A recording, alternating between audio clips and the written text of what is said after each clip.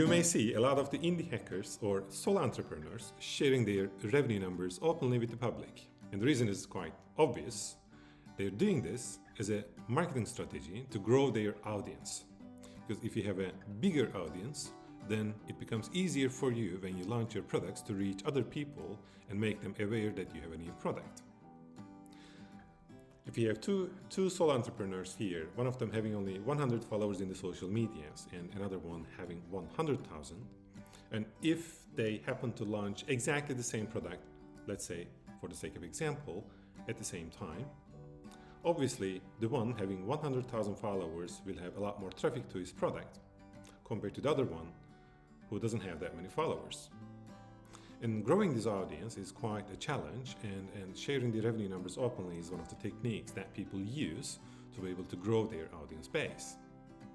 And you can hear them saying that, I made $10,000 in the last month, or $100,000, or my revenue number was $1 million in the last year or so. If that is really the case, congratulations.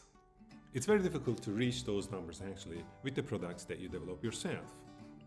It's obviously a lot more easier, to develop products now compared to how it was for 15, maybe 20 years ago, with the help of cloud tools and AI and everything. And you also hear these solo entrepreneurs saying that, if the revenue number was $100,000, you may also hear them saying that, the cost was only 5%, 95% was profit. So if someone makes $100,000 and the 95% was profit, does it really mean that the entire 95% gets into the solo entrepreneur's pocket? Let's talk about that today. So I've taken some notes here on the paper and tried to come up with some numbers, and I will share these numbers with you today. For the sake of example, let's say that we are running a mobile app business. We have our apps in the Google Play Store and Apple App Store. And let's also assume that we are a part of the small business program, so that the fee for the sales that we make both in Apple App Store and Google Play Store is only 15%, not 30%. And let's also assume that our revenue was only $100,000 in total. If someone has revenue of $100,000 and the profit is 95%, let's try to calculate which portion of that money can actually end up in the pocket of the sole entrepreneur. If your total revenue is $100,000, you will obviously be paying sales tax or VAT in each and every country where you make sales. And Google and Apple will fix this problem for you as a merchant of record. And while doing this, they will also get 15% of each sale as a fee. And in general, very difficult to say from, specifically for each and every country, it's very difficult to generalize. But a rough number is that roughly 25% of your revenue will disappear for VAT or sales tax and as a fee to Google and Apple. So as a matter of fact, if our total revenue was $100,000, then the sales tax and VAT tax and the fee to Google and Apple will make $25,000 out of it. So if your total revenue is $100,000, you will actually have left $75,000 roughly after paying these fees and taxes. And these are actually paid automatically. You only get 75 instead of 100,000 to your company's bank account. Assuming that you're not running this business as an individual, you have your own company and running your own business. If you market it, let's go from the 95% profit part. So when someone says that, my profit is 95%, they probably mean that 5% of this revenue is actually going for the costs of the products. Maybe you have database costs and cloud costs. Maybe you purchase computers to be able to develop these products, or you're maybe using some API so that you pay money for them, etc. So $5,000 of $100,000 will be disappearing as the costs. So after paying the fees and sales taxes, as you remember, we have $75,000 left. And after actually paying out these costs as well, so you will only have $70,000 left in your company's bank account. So obviously this profit is your company's profit, and your company will be eligible for paying some profit tax or sales tax or whatever the name it is in your country. Well, within the parentheses, please be aware that I'm not an accountant and these numbers can actually change from one country to another. I'm only talking about the rough numbers and how much money you can actually have in your pocket after paying all the fees and taxes and costs for your online business. So let's assume that the amount of tax that your company needs to pay is around 20%. Remember, this number may be 10% in your country or maybe 30%. As an average number, let's say that this number is only 20%. So since you have $70,000 profit, 20% of it will be sales tax or profit tax, whatever the name is, so which makes $14,000.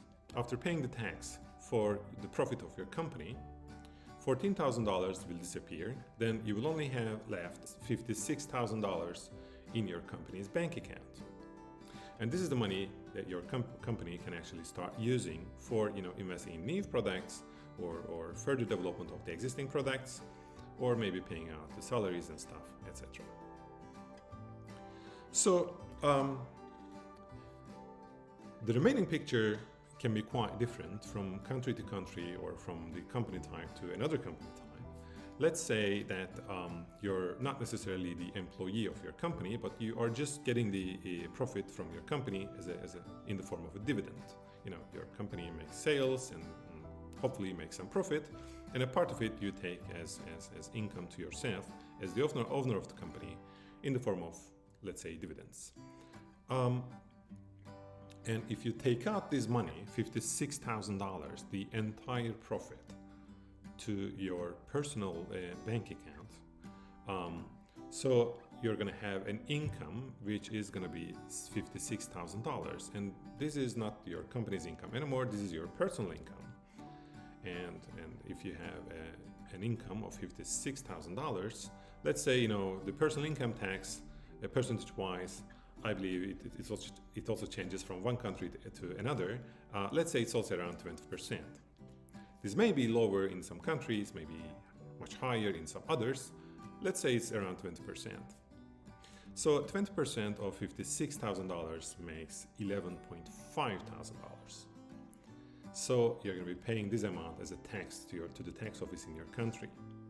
And after paying this amount, from the $56,000, you will only have left $44,500. Now, with this money, you can go and do whatever you like. If you want to go on vacation or go and buy milk and yogurt and whatever you want to buy. In the starting point, we had $100,000. It's our total revenue. But we paid the fee to Google and Apple. Then we paid the sales tax and VAT tax in each and every country where we had sales. Later on, the company pays its costs for the products, and company also has to pay some kind of profit tax to the tax office. And if you take out that money from the company to your personal bank account, you will also be paying some sort of personal income tax. And the amount that you're going to have in your pocket at the end of this journey will be a lot lower than $100,000.